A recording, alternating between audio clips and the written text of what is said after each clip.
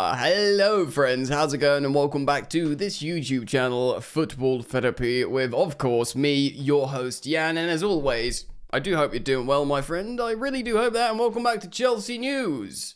Yes, ever momentum, lots of momentum in the world of Chelsea News, as always, Club World Cup squads, transfer windows shutting, but then about to open again.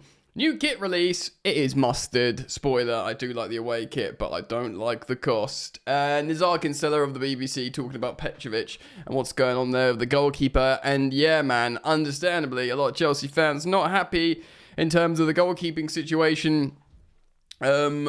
And what's going to happen? Mike Penders looks like an absolute giant, though, the young man. Could he be the secret surprise package? Or is he just going to go to Strasbourg? Are we going to go into next season with Sanchez and Jorgensen as our two first and second choice goalkeepers? That would frighten so many of us. We're going to get into it today, guys. Thank you so much for joining me here on Football Therapy. Thank you for the love, the support. I do appreciate it.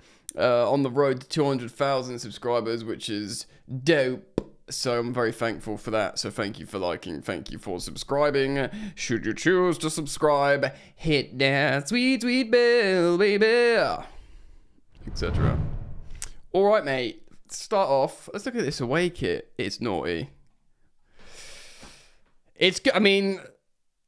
Noni looks like he's lost a bet for what he's wearing and from his expression. So there's that. But the shirt itself slaps. I really, really like it. I like everything about it. Contextually, as it's the color choice, the sort of throwback color choice, the design, the understated design, how it's not gone for a particular collar. I think it would look good as it is. I think it would look good with a sponsor. Obviously, both versions will be available. And I really like it. I also, as a millennial, a man of a fine 36-year vintage, I quite like the vertical lines. It reminds me of VHS, which, of course, is not one for the teenagers, but it's what I used to watch cartoons on as a little boy. I don't know, it was like a manufacturer of VHS. Anyway, it looks wicked. The match day one is 125 quid, which is chicken oriental, isn't it? It's just £125. I think you can buy like the fitting one for like 85 quid. I'm thinking, come on, bro. Like, I've got maybe a couple of non-authentic Chelsea kits, but generally I buy them, yeah? Because I like them, even if I don't wear them often. I just like collecting them, I like having them. If I was to collect anything, I did used to have some Chelsea shirts before, I got rid of them. I've started last sort of, I don't know, friggin', where are we? 8 odd years, I've started racking some up again behind me on a coat rail behind the green screen. A few like training tops as well. So I do like buying them, but it's just so much money, man. And look, this is not a Chelsea isolated issue. Everyone's getting fleeced for kits. I do really like it. Oh, I'm pressing the wrong buttons there. It looks wicked. Maybe I'll care, I don't know. But at least one thing, the players will look super cool when they play football. And that's what we're going to wear when we win the prestigious Club World Cup. So should we talk about that? Actually, let me pause the recording because I'm about to sip my coffee. And yep, cheesy mug, but it's true. Right. So, yes, the Club World Cup squad has been announced, and Kunku's going. Why the ruddy heck isn't Kunku going? Paez isn't going. He's disappointed, but he's going to Strasbourg. I don't think we can, well, you do what you want, really, but I'm not going to get upset about that, because apart from just wanting to see him sort of kick about in a Chelsea shirt, it would probably get Strasbourg fans more excited than Chelsea fans, really. Him and Matisse Mugu are going to the Ligue 1 side, owned by the Chelsea. So I'm going to read this article from Nizar Kinsella about the 28-man Club World Cup squad. The main headlines include Chelsea's 28-man Club World Cup squad are that it includes usual star names like Cole Palmer and Moises Caicedo. And remember, it's worth mentioning and reminding you, Chelsea are taking this competition seriously. They want to win it. Why do they want to win it? Do they think it's prestigious and, great? No, because you can make lots of money, unsurprisingly. And unsurprisingly, also Raheem Sterling and Ben Chilwell are among those omitted. However, this is a squad picked both to win the competition and for pragmatic reasons by manager Enzo Maresca. I wonder how much authority Enzo Maresca had in the selection of the squad, ponders Yannick out loud. Other exciting selections. New signings, Liam Delap, yeah, exciting. Dario Sugo, Mike Penders, and Mamadou Sarr. And yes, maybe not high-profile names, all four of these. I think most Chelsea fans are excited to see Chelsea's new number 9, Liam Delap. That's always fun and exciting. Even if he's not like this Osimhen or whatever, like his big, expensive, fancy, exotic foreign name. And, you know, it's Liam Delap. Liam Delap. I'm excited about him. Dario Sugo, I think there is a little sort of percolating excitement in the background as Chelsea fans realise how helpful he could actually be for Maresca's Chelsea. Mamadou Sarr, young, relatively inexpensive centre-back we purchased from Strasbourg. How good's he going to be, mate? And Mike Penders, who is a giant. And of course, he's rather unhelpfully constantly been compared to Thibaut Courtois, like the second coming of Thibaut Courtois, who's of course an excellent goalkeeper and has been throughout his career. Maresca opted against taking the maximum. And is it Maresca? Is it Maresca, guys? I mean, it might be. Opted against, because it would be stressful, like a school teacher with 35 kids to look after. You know, 28 does seem easier. So he opted against the maximum of 35 players to ensure a happier group, while only taking midfielder Andre Santos has managed to make it back from the main squad after loans. So yeah, he was the only loaned away player that is staying, which is, for anything, we should take comfort from, because he's broken the rule there, because he's staying with Chelsea. All these little utterings and murmurs like, oh, is Andre Santos gonna go be sold to Strasbourg or go to Bayern Munich and all the other clubs that want him, probably PSG, whatever. No, staying with Chelsea, very important. The rest of the loanees, including the likes of Raheem Sterling, Chili B, Ben Chilwell, Axel Disasi, Georgi Petrovic, more on him in a moment, and Joao Felix will be allowed to stay on holiday. Nice for them. They are likely to return to Cobham for training. All those listed above in the paragraph are available for sale.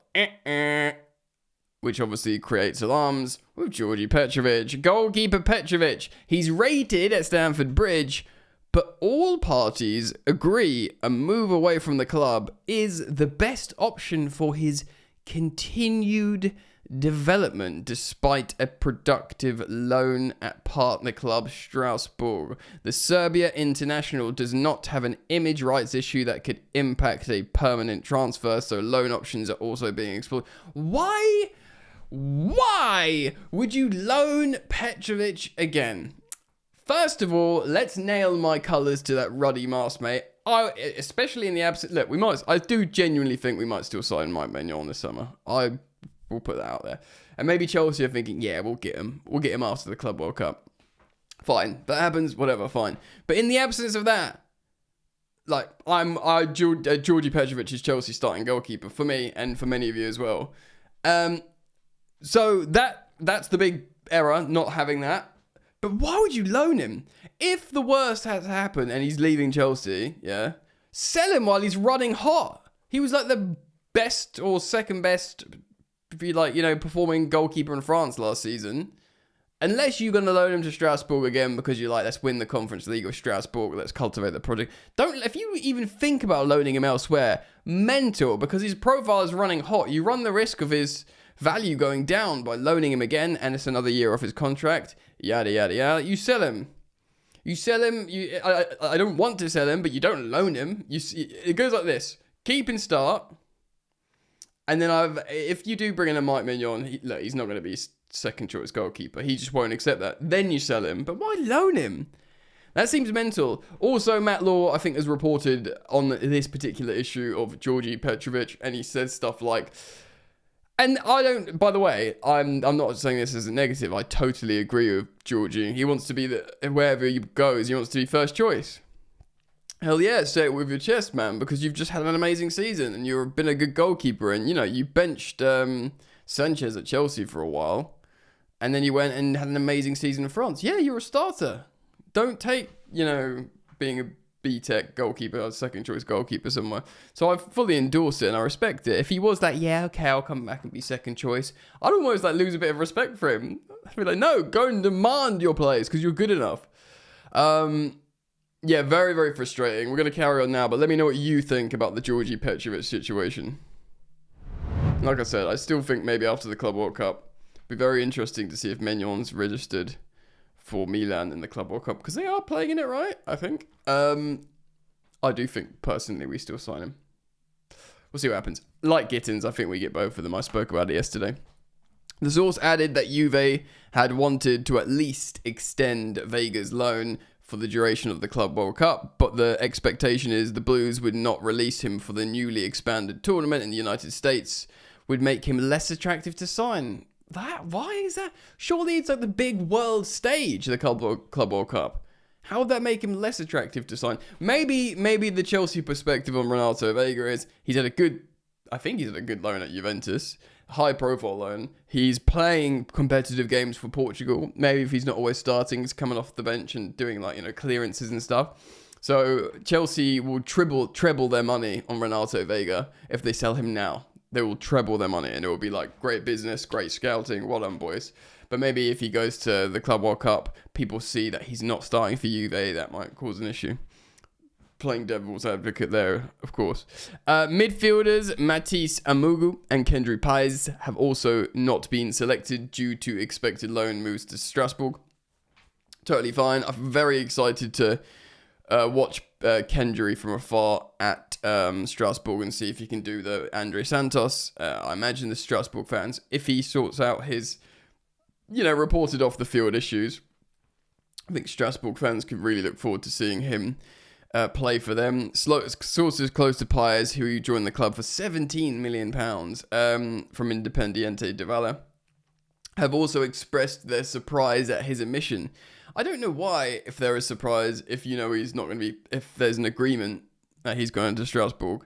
Vega and Paez appear to be two isolated incidents, with the majority of those not being picked having expected not to take part, as in like the other guys. Meanwhile, the likes of Trevo Chalobah, Christopher Nkunku, Gaga Slonina, and Aaron Anselmino could still leave the club despite being selected to travel.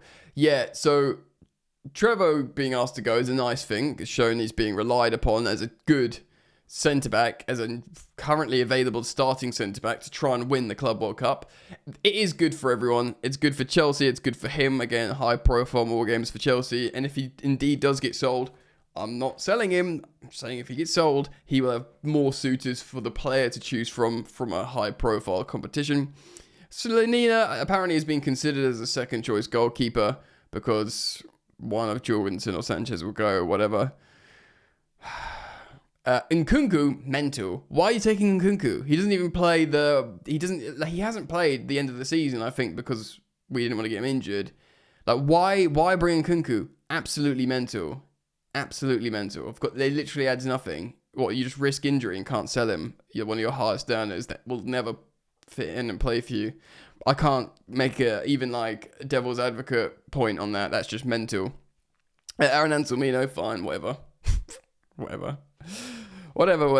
Interestingly, Borussia Dortmund included winger Jamie Gittins in their squad hours after the Chelsea bid, £42 million bid to sign him, was rejected, which means he's cup tied, even if the Blues return to seal his signature after a newly introduced mini transfer window, of course, that just ended on Tuesday. I just want to talk about Gittins. Similarly, I think this is kind of mental too from Dortmund. It's almost like they're doing it as like a we're registering him because he's cup tied now, so you can't, by all accounts, you can't play for both teams. For Kovac's Dortmund, who Niko Kovac just doesn't like Jamie Gittins at all you're doing is like you're devaluing, you're nuking his player value. Because people are going to see how on again the global stage how your manager doesn't fancy this player that Chelsea just offered you £42 million for, which is like 15 million more than they originally were prepared to pay. Mental. All mental.